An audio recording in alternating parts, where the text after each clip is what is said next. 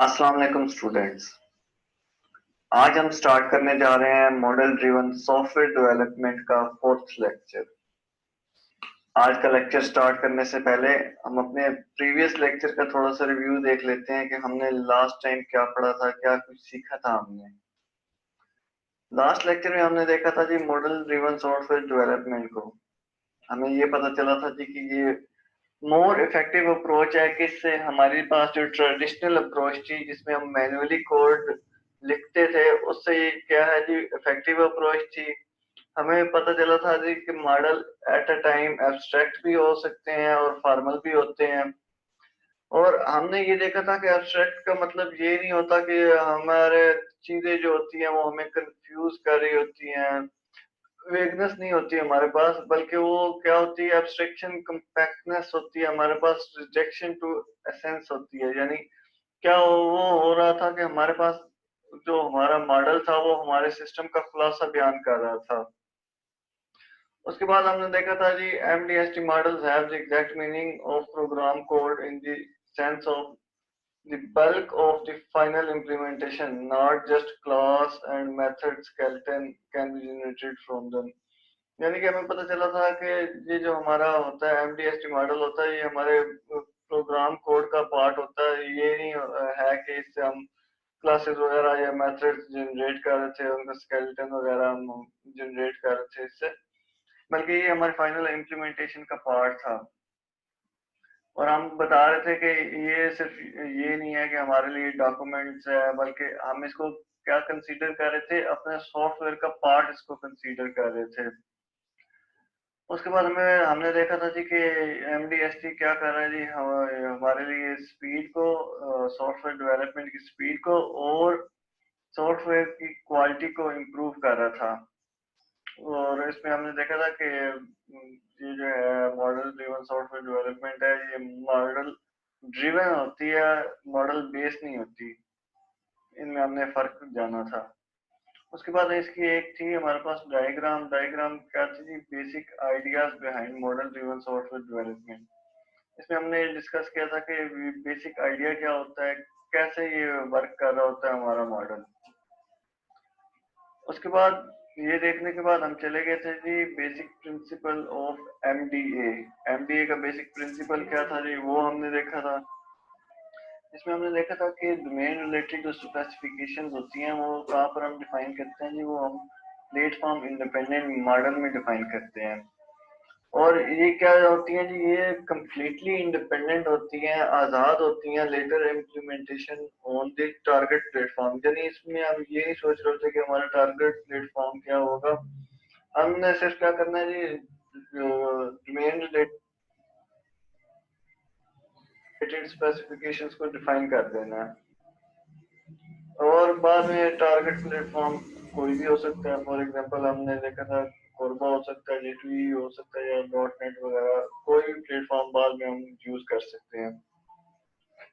इसकी भी हमने एक डायग्राम देखी थी। डायग्राम की मदद से हमने समझने की कोशिश की थी। डायग्राम में हमारे पास क्या था जी, एक डोमेन रिलेटेड स्पेसिफिकेशन थी जो हमारा था प्लेटफॉर्म इंडिपेंडेंट मॉडल। ये कैसे हो रही थी, ये UML प्रोफाइल के थ्रू हो रही थी। उसके बाद हमने इसको मॉडल टू मॉडल ट्रांसफॉर्मेशन को यूज करते हुए इसको PSM में कन्वर्ट किया था। PSM क्या था, हमारे पास प्लेटफॉर्म स्पेसिफिक मॉडल था। फॉर एग्जांपल हमने कोरबा मॉडल बनाया था, J2E मॉडल बनाया था, XML मॉडल बनाया था। उसके बाद हमने क्या किया था जी, उसके बाद हमने मॉडल टू कोड ट्रांसफॉर्मेशंस को यूज करते हुए इस मॉडल को कोड में कन्वर्ट कर दिया था, इम्प्लीमेंटेशन में ले आए थे। यानी XML मॉडल से हमने XML कोड ड्राइव कर लिया था, कोरबा मॉडल से कोरबा कोड हमने ड्राइव कर लिया था, ऑटो जनरेट कर लिया था। इसके बाद हमने देखा था जी platform specific model. Platform specific model क्या था जी, हमने क्या बात हुई थी कि ये कैसे बनते हैं। तो उसमें हमने बात की थी कि ये प्लेटफॉर्म इंडिपेंडेंट मॉडल से बनते हैं। और हमने देखा था कि ये प्लेटफॉर्म इंडिपेंडेंट मॉडल और प्लेटफॉर्म स्पेसिफिक मॉडल क्या है, ये रिलेटिव कॉन्सेप्ट्स हैं प्लेटफॉर्म से रिलेटेड। इसमें हमने देखा था कि जब हम प्लेटफॉर्म इंडिपेंडेंट मॉडल से प्लेटफॉर्म स्पेसिफिक मॉडल में आ रहे होते हैं तो ये हमारे लिए कदरे आसान काम होता है। और जो हम प्लेटफॉर्म स्पेसिफिक मॉडल से प्लेटफॉर्म इंडिपेंडेंट मॉडल में जा रहे होते हैं तो ये बहुत मुश्किल काम है और बाज़ औक़ात हमने देखा था कि ये नामुमकिन हो जाता है। उसके बाद हमने इसकी एक एग्जांपल देखी थी, एक फिगर हमने देखी थी। उसमें क्या होता था जी, उसमें प्लेटफॉर्म इंडिपेंडेंट मॉडल से ट्रांसफॉर्मेशन होकर प्लेटफॉर्म स्पेसिफिक मॉडल में जा रहे थे, कंपोनेंट्स में जा रहे थे। उससे दोबारा ट्रांसफॉर्म होकर प्लेटफॉर्म स्पेसिफिक मॉडल में एक और में जा रहे थे। और एट द एंड क्या हो रहा था, ट्रांसफॉर्मेशंस को यूज करते हुए हम कोड ड्राइव कर रहे थे, कोड जनरेट कर रहे थे। ये सारी चीजें हमने क्या की थी, ये हम सारी चीजें लास्ट लेक्चर में हमने पढ़ी थी। अब हम चलते हैं अपने आज के लेक्चर की तरफ, लेक्चर नंबर 4 की तरफ।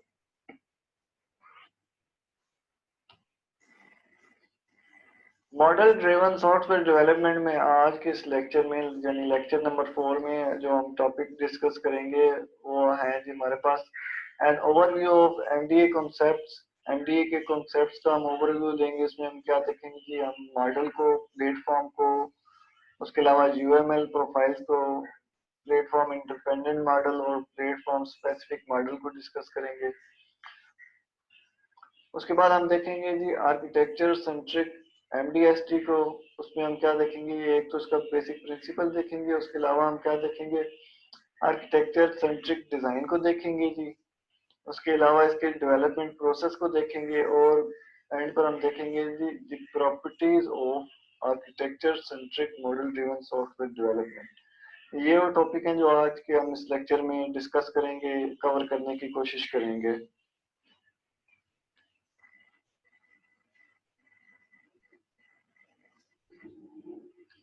आज के लेक्चर में हमारे पास सबसे पहले आ जाता है जी an overview of MDA concepts. यानी एमडीए के जो कॉन्सेप्ट्स हैं उनका ओवरव्यू करना है हमने। इसमें सबसे पहले हमारे पास क्या आ रहा है जी, इसमें सबसे पहले हमारे पास आ रहा है मॉडल। मॉडल क्या है जी?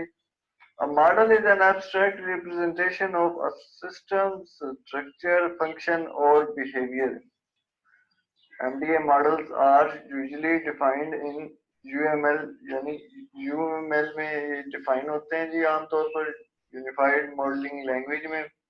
अच्छा, मॉडल क्या है जी? मॉडल को हम पहले भी बहुत अच्छी तरह डिस्कस कर चुके हैं, बहुत हमने क्लियरली इसको डिस्कस किया है। लेकिन चूंकि दोबारा अब ये हमारे पास एमडी के ओवरव्यू में आ रहा है तो हम इसको एक बार फिर देख लेते हैं। Model is an abstract representation of a system structure, function और बिहेवियर। हमारे पास क्या होता है जी, मॉडल किसी भी सिस्टम के स्ट्रक्चर को रिप्रेजेंट कर रहा होता है, उसके फंक्शंस को, उसके बिहेवियर को बता रहा होता है कि हमारा जो एक्चुअल सिस्टम है, जो हम सिस्टम बनाने जा रहे हैं, वो कैसे वर्क परफॉर्म करेगा, उसका स्ट्रक्चर क्या होगा, उसमें कौन कौन सी फंक्शनैलिटीज वगैरह परफॉर्म की जाएंगी।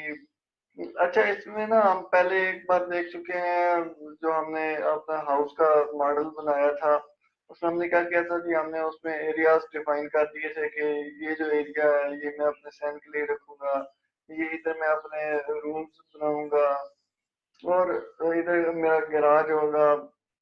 ये चीजें हमने क्या कर दी थी, ये चीजें हमने डिफाइन करके दे दी थी उसको आर्किटेक्ट को। आर्किटेक्ट को हमने बता दिया था कि ये चीजें जो है ना हमारे यानी मकान में मेरे में होनी चाहिए, तो आप ना मेरे लिए इसका नक्शा बना दो, इसका मॉडल बना दो। तो उसने क्या किया था कि उसने एज इट इज, जिस तरह हम उसे बता रहे थे कि ये चीजें हमें चाहिए, तो उसने ना एक मॉडल बना कर दे दिया था हमें हमारे घर का कि ये आपके घर जो होगा इस मॉडल पे बनेगा, इस तरीके से बनेगा और जो बनने के बाद जो है ना उसका ये लुक होगी।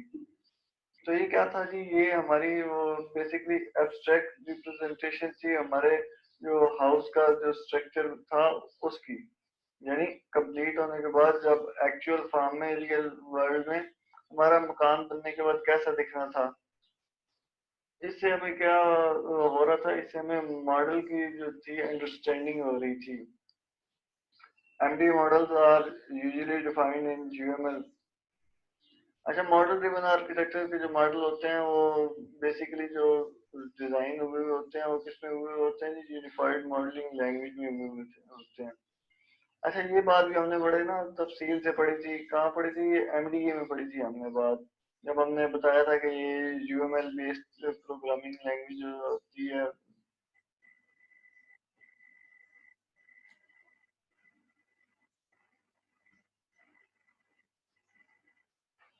एमडीए के ओवरव्यू में हमारे पास मॉडल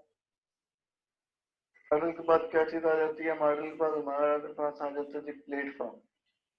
प्लेटफॉर्म क्या होता है, इसको थोड़ा सा देख लेते हैं। A well-defined application architecture, including its runtime system, can also be a platform for applications. Platform can build on each other. For example, an Intel PC is a platform for Linux. Platform क्या होता है जी? हमारे पास ये एक well defined application का architecture होता है जी, और इसका अपना रन टाइम सिस्टम होता है, और ये दूसरी एप्लीकेशन के लिए एज अ प्लेटफॉर्म यूज हो सकता है। Platform can build on each other, यानी प्लेटफॉर्म जो होते हैं वो ये नहीं होता कि वो खुद ही से बन गए हैं या उनके ऊपर कोई दूसरा प्लेटफॉर्म नहीं बन सकता, ये एक दूसरे के ऊपर डेवलप होते हैं। फॉर एग्जांपल जो हमारा इंटेल पीसी है ये प्लेटफॉर्म हो सकता है किसके लिए जी? हमारी लिनक्स के लिए। उसको इसको जरा और अच्छे तरीके से देख लेते हैं। A platform is a group of technologies that are used as a base upon which other applications, processes or technologies are developed. यानी ये क्या है जी? ये प्लेटफॉर्म बेसिकली ये ग्रुप ऑफ टेक्नोलॉजीज है जिसको यूज करते हुए हम दूसरे एप्लीकेशंस को, प्रोसेस को या टेक्नोलॉजीज वगैरह को डेवलप कर सकते हैं। In personal computing, a platform is the basic hardware and software on which software applications can be run. अच्छा, पीसी की एग्जांपल में हम देख रहे हैं कि जो हमारा सॉफ्टवेयर और हार्डवेयर है ये क्या यूज हो रहा है जी? ये एज अ प्लेटफॉर्म यूज हो रहा है किसके लिए जी? सॉफ्टवेयर जो दूसरी सॉफ्टवेयर एप्लीकेशंस हैं उनको रन करने के लिए, यानी हमारे कंप्यूटर पर जो दूसरी एप्लीकेशन रन हो रही हैं उसके लिए हमारा बेसिक जो है प्लेटफॉर्म क्या है? पीसी में को क्या चीज है हमारे पास? प्लेटफॉर्म जो हमारा हार्डवेयर है यानी जो हमारा कंप्यूटर है, और सॉफ्टवेयर जो यानी हमारा ऑपरेटिंग सिस्टम है। ये क्या यूज हो रहा है जी? ये एज अ प्लेटफॉर्म यूज हो रहा है किसके लिए? दूसरी एप्लीकेशंस को हमारे पीसी पर रन करने के लिए। ये बेसिकली हमारे पास क्या है जी? ये हमारे पास प्लेटफॉर्म का कॉन्सेप्ट है।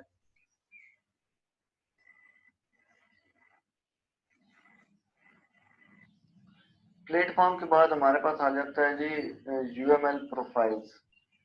यूएमएल प्रोफाइल्स क्या चीज होती है इसको थोड़ा सा हम देख लेते हैं। UML profiles are the standard mechanism for expanding the vocabulary of UML। यानी ये जो हमारे पास UML थी, यूनिफाइड मॉडलिंग लैंग्वेज थी। UML प्रोफाइल क्या होता है जी? ये एक स्टैंडर्ड मैकेनिज्म है जो हमारे UML की सॉरी जो हमारा UML था उसकी वोकैबुलरी को एक्सपेंड करने के लिए, यानी उसको अंडरस्टैंड करने के लिए, उसकी लॉजिक्स को क्लियर करने के लिए। They contain language concepts that are defined via basic UML constructs such as classes and associations, stereotypes, stack values, and modeling rules। इनमें बेसिकली होता क्या है जी? इनमें जो हमारी यूएमएल लैंग्वेज है उसके बेसिक कॉन्सेप्ट्स बताए गए हैं जी, डिफाइन किए गए हैं यूएमएल प्रोफाइल में। फॉर एग्जांपल जैसे हमारे पास सी क्लासेस वगैरह जो बन रही होती हैं, दरमियान एसोसिएशंस वगैरह बन रही होती हैं, एट्रीब्यूट्स होते हैं, ये चीजें किस चीज में डिफाइन की गई हैं जी? ये चीजें सारी हमारे पास यूएमएल प्रोफाइल में डिफाइन की गई हैं। हमारे पास मॉडलिंग रूल्स होते हैं। फॉर एग्जांपल वो जो नोटेशंस वगैरह हम यूज करते थे यूएमएल को लेकर, हम बनाते थे अपने यूज केस डायग्राम बनाते थे, सीक्वेंस डायग्राम बनाते थे, सिस्टम सीक्वेंस, क्लास डायग्राम बन रही होती थी, और उसके अलावा डाटा फ्लो चार्ट हमारा बन रहा होता था। ये सारी चीजें कैसे हम बना रहे होते थे, यूएमएल में बना रहे होते थे, किस चीज को यूज करते हुए, यूएमएल प्रोफाइल्स को यूज करते हुए। ये बेसिक चीज हमारे पास क्या थी कि हमारे पास मॉडलिंग रूल्स थे, कंस्ट्रेंट थे, और हमें बता रहे थे कि हमने अपनी मॉडलिंग कैसे करनी है through UML, unified modelling language के थ्रू। हमने अपने सॉफ्टवेयर के डिजाइन को कैसे लेकर चलना है, कैसे उसमें अमेंडमेंट्स करनी है, या उसको मॉडिफाई कैसे करना है। ये सारे कंस्ट्रेंट कहाँ हमें बताए गए थे, ये हमें यूएमएल प्रोफाइल में बताए गए थे। यूएमएल प्रोफाइल में इनको डिफाइन किया गया था।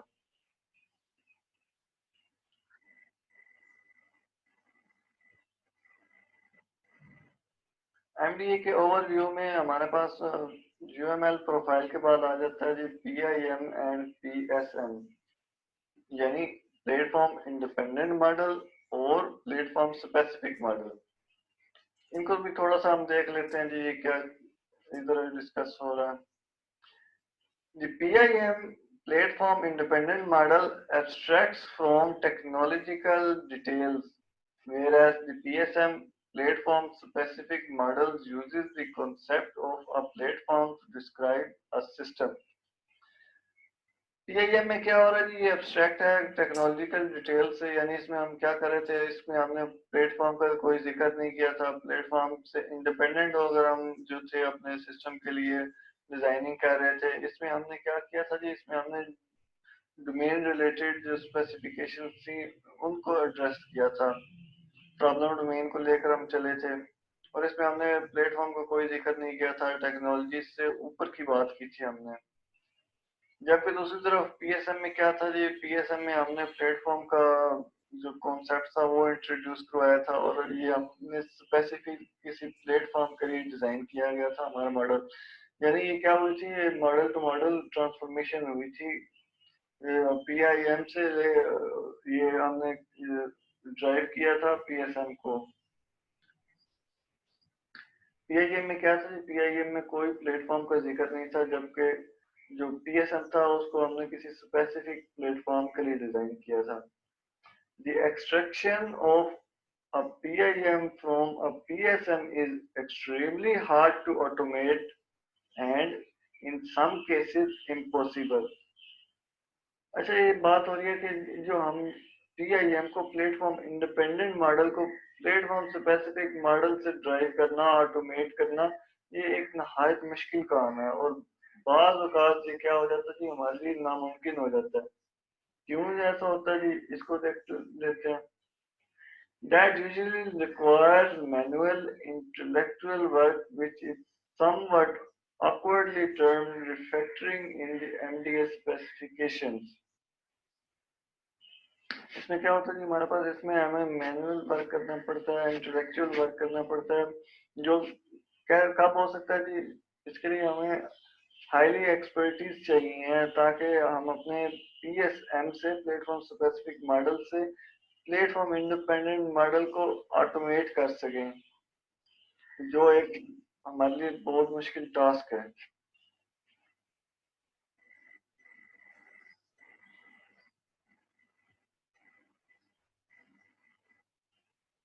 ओवरव्यू ऑफ एमडीए के बाद हमारे पास कौन सा टॉपिक आ जाता है जी, हमारे पास आ जाता है architecture centric MDSD, model driven software development. ये क्या चीज है जी, इसको थोड़ा सा हम देख लेते हैं। Architecture centric model driven software development aims at increasing development efficiency, software quality, and reusability. Architectural centric MDSD deals with the creation of generative software architectures for software family systems instead of creating unique products. Architecture centric MDST जो है, ये क्या कर रही है जी, हमारे development की एफिशिएंसी को इंक्रीज कर रही है, जबकि इसकी मदद से हम क्या कर रहे हैं, अपने सॉफ्टवेयर क्वालिटी को इनहेंस कर रहे हैं, इंक्रीज कर रहे हैं। यानी जो हम ट्रेडिशनली जो हमारा सॉफ्टवेयर बन रहा था, उससे जो हमारा एमडीएसटी को यूज करते हुए सॉफ्टवेयर बन रहा है, वो क्या है जी, वो एफिशिएंट भी है और उसकी क्वालिटी भी इंक्रीज हो गई है। जबकि architecture central model driven software development क्या कर रही है जी, किस चीज से डील कर रही है, वो रीयूजेबिलिटी को इंक्रीज कर रही है। यानी हम एक बार जो चीज बनाए हमें वो बार बार यूज कर सकें, ये ना हो कि हर बार हमें न्यू चीज बनानी पड़े। इसके लिए वो कौन सा यूज कर रही है जी, इसके लिए वो क्या कर रही है जी, इसके लिए सॉफ्टवेयर सिस्टम फैमिलीज बना रही है instead of creating unique product. यानी वो ऐसा आर्किटेक्चर बना रही है जिसको में थोड़ा सा चेंज लाने के बाद हम किसी और एप्लीकेशन के लिए यूज कर सकें।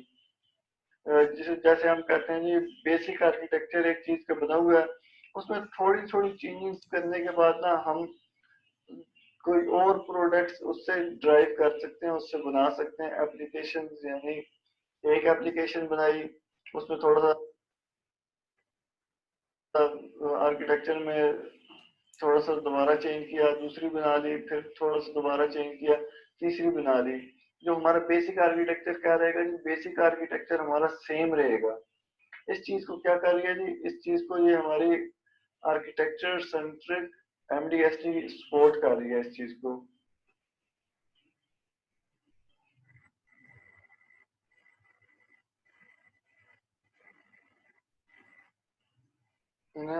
प्रिंसिपल ऑफ आर्किटेक्चर सेंटर एमडीएसटी हमारे पास क्या है जी, इसमें हमारे पास दो चीजें आ गई हैं जी। एक हमारे पास है जी जनरेटिव आर्किटेक्चर है, दूसरी हमारे पास क्या है जी एप्लीकेशन है।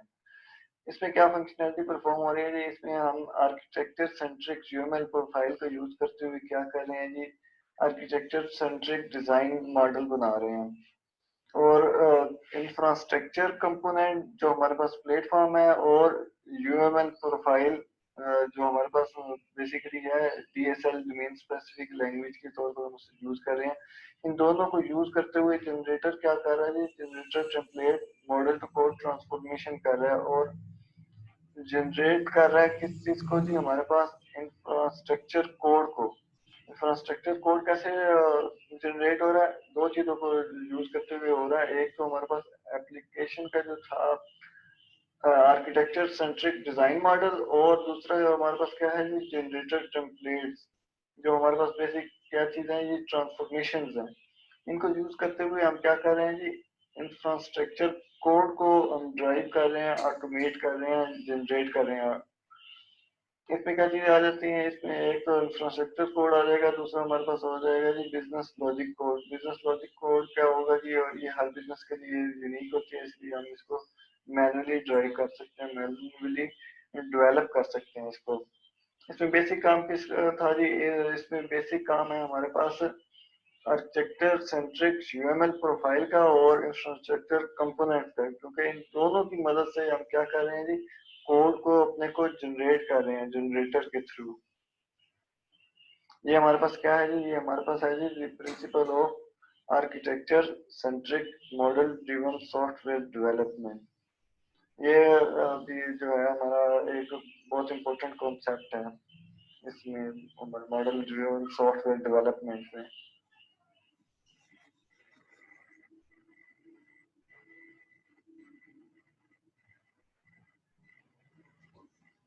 Architecture central design.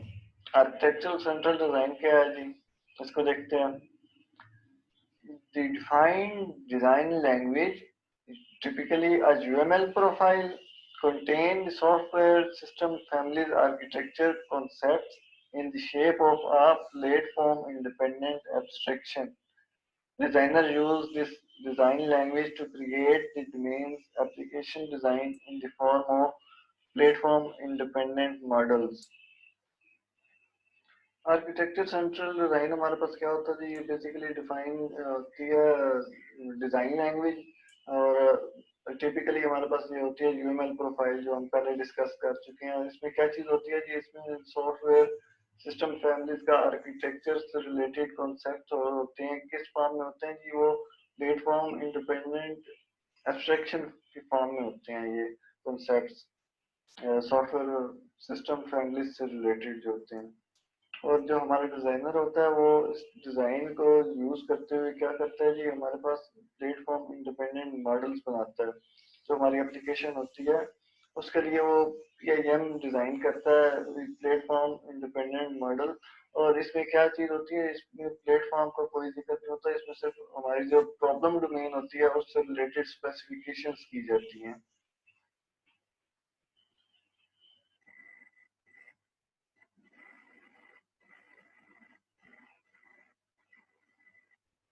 Architecture central design के बाद हमारे पास आ जाता है जी डेवलपमेंट प्रोसेस। डेवलपमेंट प्रोसेस में क्या है जी, ये generative software architectures and architecture-centric design can only be applied effectively when the development methodology is adequately adopted। यानी क्या होता है कि हमारे पास जनरेटिव सॉफ्टवेयर आर्किटेक्चर और आर्किटेक्चर सेंट्रिक डिजाइन किस वक्त में कब अप्लाई हो सकता है, सिर्फ इसी सूरत में अप्लाई हो सकता है कि हम जो हमारे पास डेवलपमेंट की मेथोडोलॉजी है हम उसको मुनासिब अंदाज में बेहतर तरीके से अडॉप्ट करें। This extremely important issue is not in the focus of MDA's attention। यानी ये जो इम्पोर्टेंट इशू है, यानी ये जो हमने करना था जनरेटेड सॉफ्टवेयर आर्किटेक्चर वगैरह को जो हमने अप्लाई करना है, ये हमारा किस तरह इफेक्टिवली हो सकता है, सिर्फ इस सूरत में हो सकता है कि हमने जो डेवलपमेंट की मेथोडोलॉजी है वो हम सही तरीके से मुनासिब तरीके से हम उसको अडॉप्ट करें। और ये जो इशू है ये एक इम्पोर्टेंट इशू है, लेकिन MDA की अटेंशन इस पर फोकस नहीं कर रही। Separation between architecture development and application, यानी वो जो है ना आर्किटेक्चर डेवलपमेंट को और एप्लीकेशन डेवलपमेंट को बिल्कुल जो अलग अलग करके सोच रही है। उसकी सारी जो है फोकस किस पर है, आर्किटेक्चर पर है, बजाय इसके कि वो डेवलपमेंट पर फोकस करे। वो MDA कहाँ पर कर रही है हमारी फोकस, हमारी वो आर्किटेक्चर डेवलपमेंट पर फोकस कर रही है, एप्लीकेशन डेवलपमेंट पर उसका इतना फोकस नहीं है।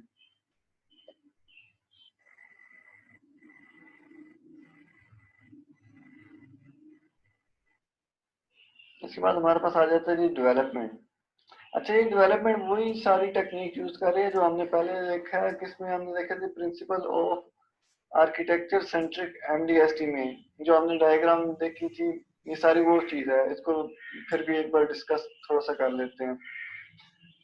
Generative software architecture lead to a modularization of application development, UML profile, generator template, and infrastructure component on one hand, architecture-centric design, generated infrastructure code, and manually implemented code on the other hand। अच्छा, ये वही चीज है वो जो हमने diagram में देखा था। डायग्राम में हमने क्या देखा था जी, कि हमारे पास क्या थी, एक एप्लीकेशन थी और दूसरी तरफ हमारे पास क्या था, जनरेटिव आर्किटेक्चर था। तो जनरेटिव आर्किटेक्चर की मदद से हम क्या कर रहे थे, हम एप्लीकेशन को डेवलप कर रहे थे। उसमें हमारे पास आर्किटेक्चर सेंट्रिक UML प्रोफाइल यानी DSL से हम क्या कर रहे थे, आर्किटेक्चर सेंट्रिक डिजाइन का मॉडल बना रहे थे।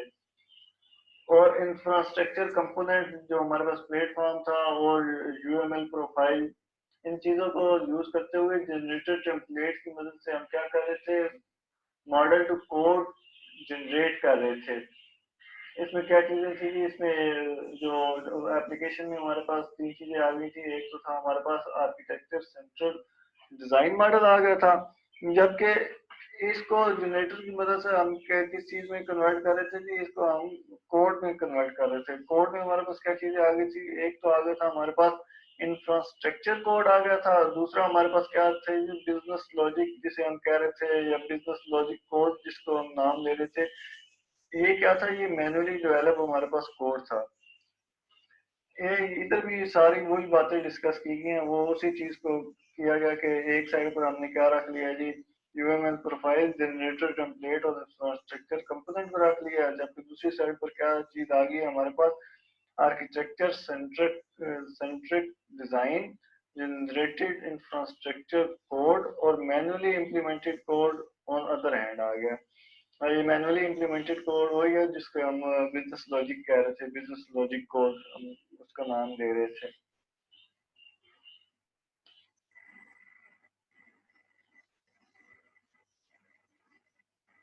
डेवलपमेंट के बाद हमारे पास आ जाता है जी properties of architecture centric model driven software development. अच्छा, इसकी प्रॉपर्टीज को थोड़ा सा डिस्कस कर लेते हैं, क्योंकि ये बेसिकली तो वही चीजें हैं जो हम डिस्कस करते हुए आ रहे हैं, लेकिन क्योंकि अब ये हमारे पास टॉपिक है तो इसको डिस्कस करना भी जरूरी है।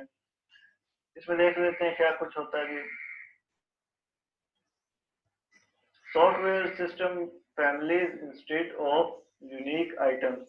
यानी इसमें आर्किटेक्चर हम किस चीज का डेवलप कर रहे हैं, हम जी सॉफ्टवेयर सिस्टम फैमिली पर फोकस कर रहे हैं इंस्टेड ऑफ यूनिक आइटम। यानी हम एक ऐसा सॉफ्टवेयर आर्किटेक्चर डिजाइन करने जा रहे हैं जो हमारा मल्टीपल एप्लीकेशंस के लिए यूज हो सके। यानी एक हमारा बेसिक वो स्ट्रक्चर हो, आर्किटेक्चर हो, उसमें थोड़ा सा हम एडिशन करने के बाद एक एप्लीकेशन बना ले, उसी स्ट्रक्चर में थोड़ा सा एडिशन करने के बाद कोई और एप्लीकेशन बना ले। यानी ये किस चीज को फोकस कर रहा है, ये सॉफ्टवेयर सिस्टम फैमिलीज को फोकस कर रहा है, किसी यूनिक आइटम के लिए हम आर्किटेक्चर डेवलप नहीं कर रहे। उसके बाद हमारे पास आ जाता है जी आर्किटेक्चर सेंट्रिक डिजाइन। ये भी हमने डिस्कस किया। इसमें हमने देखा था जी the defined design languages typically are UML profile contain the software system families architecture concept in the shape of platform independent abstraction.